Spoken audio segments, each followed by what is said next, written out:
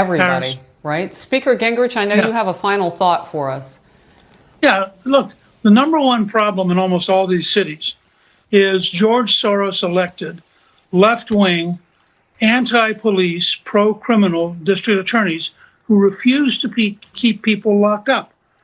Just yesterday, they put somebody back on the street who's wanted for 2 different murders in New York City.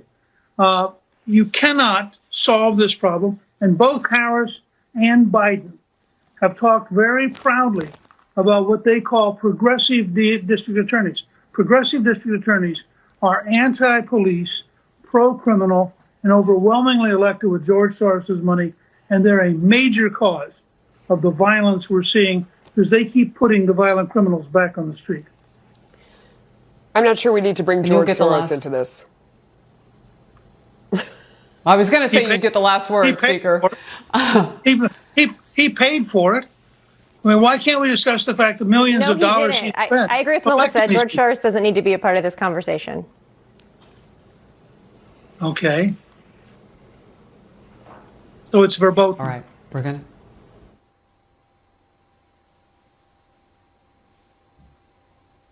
Okay. We're going to move on. So we had a little incident on the show yesterday that was not smooth. And while I was leading that segment, we had interruptions, and I sat silently while all of that played out. Also not ideal. Our guest, former House Speaker Newt Gingrich, who is beloved and needed to be allowed to speak with the openness and respect that the show is all about, was interrupted.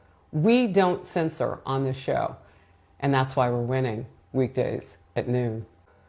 We don't censor on this show. And there was something on Fox News yesterday with Newt Gingrich that got a lot of press.